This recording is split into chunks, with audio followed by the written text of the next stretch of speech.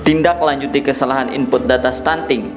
PJ Bupati Tanah Laut Haji Syamsir Rahman memberikan tugas khusus kepada tim penanganan stunting.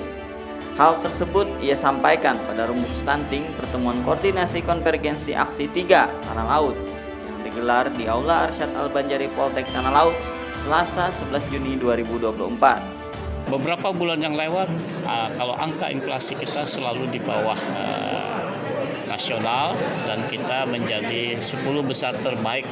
Yang pertama urutan ketiga terbawah, bulan ini juga kita urutan kelima terbawah. Tidak ada masalah, tapi ada yang cukup mengagetkan yaitu tentang stunting. Stunting yang target kita 14%, turunnya dari 26% di 2024, ternyata malah naik 41%.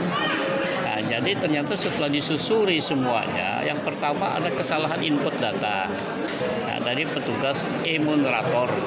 Kemudian ada pencatatan data yang salah, ada yang kosong dan lain-lain. Kemudian pengukuran yang tidak akurat.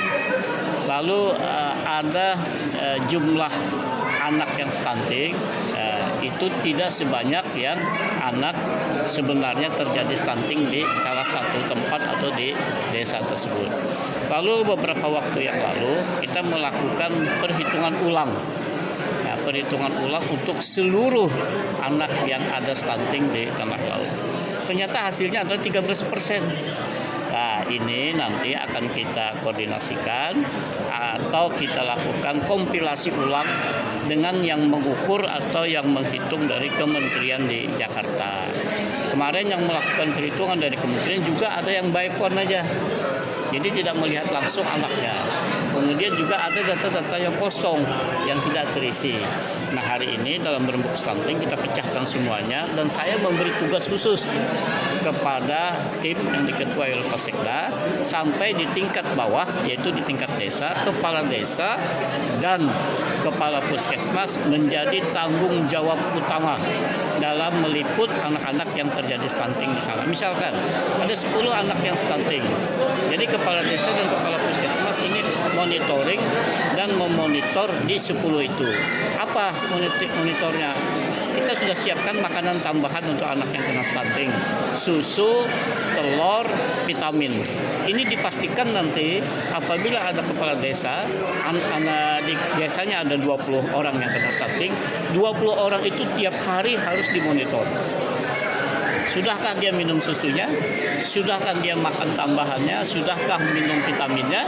Nah, sampai dengan pangan-pangan yang bergizi.